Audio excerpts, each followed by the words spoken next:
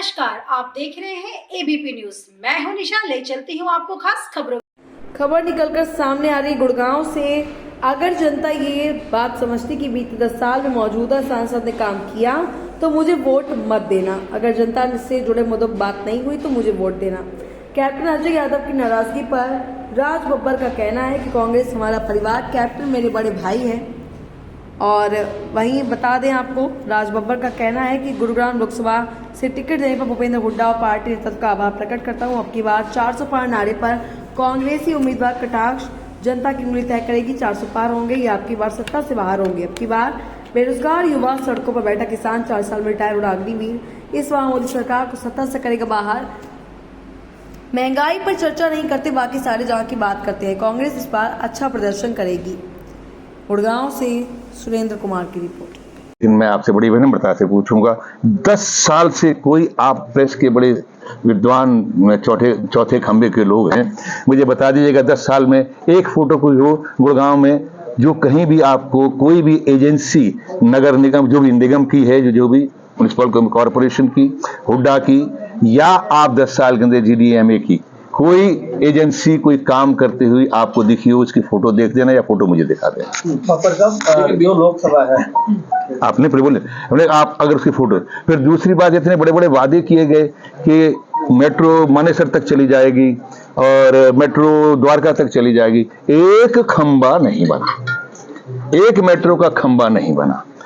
तीसरी बात मैं ये पूछना चाहता हूं कि विकास का ये हिस्सा है ना भाई, जब अट्टालिकाओं से जब आप सारे इतनी ले रहे हैं, एक्साइज ले रहे हैं, फंड्स ले रहे हैं, वो आपकी ड्यूटीज जो होती हैं वो ले रहे हैं, उसके बावजूद आप वहाँ पे पानी भरा इतना कि यहाँ पे इसमें गुड़गांव के अंदर नाव चल रही है।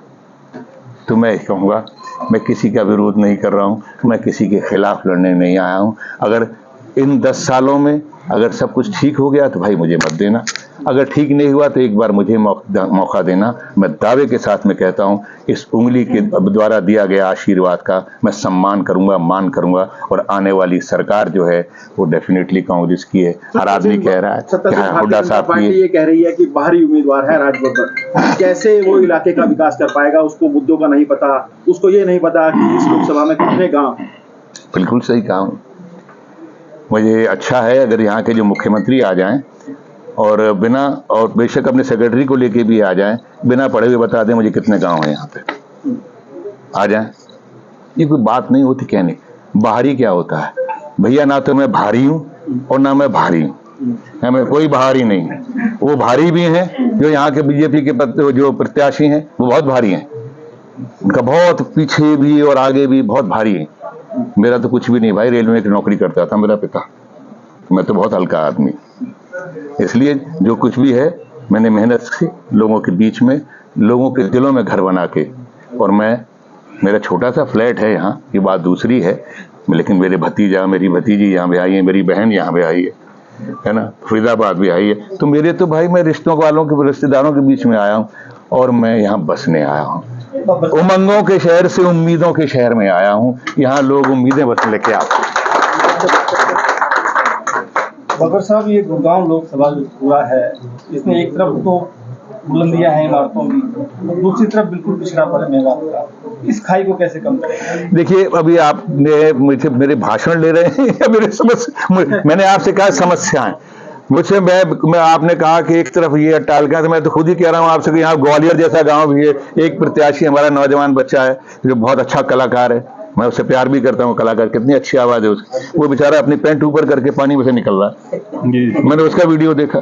तो मैं आप सोचिए ना, तो ये आप खुद, सवाल का जवाब आपके पास में है, और फिर जो है क्या, मैं इधर उधर की बातें क्या करना दोस्त, आए हैं ना काम करके दिखाएंगे। बब्बर साहब, वही प्रत्याशी कह रहा है कि तो कांग्रेस हताश हो गया जब भी डम्मी कैंडिडेट लेकर आई है।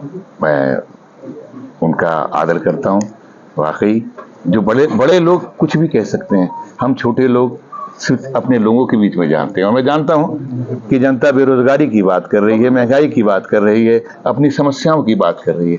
वो ये कह रहे हैं कि मैं छोटा हूँ, मैं हल्का हूँ, मैं तो बहुत हल्का हूँ भाई। मैं बहुत हल्का हूँ और मुझे हल्का होने में कोई वो एतराज़ नहीं है। अगर मुझे कोई हल्का कहे तो कम से कम मैं कहीं भी फुदक के जा तो सकता हूँ, वो तो कहीं जाते भी नहीं है। आज राज बब्बर जी का आना हुआ आपके निवास पे, कैसा लग रहा है, क्या कहना है? देखिए, लोगों के अंदर एक भारी उत्साह, आपने देखा कि लोगों के अंदर कितना क्रेज़ है राज बब्बर के लिए। आज राज बब्बर जी जिस तरीके से आज गुड़गांव में आना हुआ और जब से उम्मीदवार बने हैं, आप देखिए लोगों के अंदर एक ऐसा ज़बरदस्त उत्साह देखने को मिल रहा है जिसका कोई अंत नहीं है। आज लोग ललायत है कांग्रेस की तरफ, कांग्रेस के उम्मीदवार की तरफ। 36 बिरादरी मजबूती के साथ आज कांग्रेस के साथ खड़ी है और आने वाले समय में आप देखिएगा भाजपा का सूपड़ा साफ होना तय है। 4 दिन पहले बीजेपी दफ्तर में चर्चा चल रही थी, 4 लाख उम्मीदें लगाए रहे थे। आज की जो स्टेटस देखने को मिले कि 2.5 लाख तक आ गए, 2 लाख कम हो गया। देखिए, अब ये अपना अभी तो पहला दिन है, सुनिए, ये अपना अंतर बता रहे हैं कि कितने से हारेंगे। ये जीत का अंतर नहीं, हार का अंतर बता रहे। अभी तक तो ये अकेले कुश्ती लड़ रहे थे, पहलवान तो आ जाए ना। अब आप देखिएगा किस तरीके से इनके छक्के छुड़ाने का काम कांग्रेस पार्टी करेगी। राज बब्बर आए हुए हैं, एक तरफ राजा खड़े हैं, अपने आप को राजा कहते हैं कि मैं तो जी हरियाणा का राजा हूँ, 6 बार सांसद, 15 बार, 35 साल से राज कर रहा हूँ, मुझे कोई हरा नहीं सकता।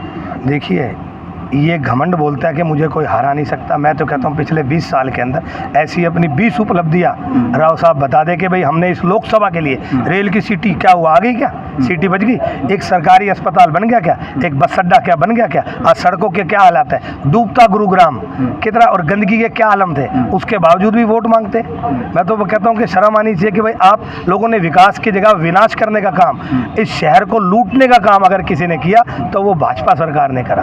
और आप देखिएगा, मैं आपको फिर दावे के साथ कहता हूं कि कांग्रेस की सरकार बिल्कुल तय है।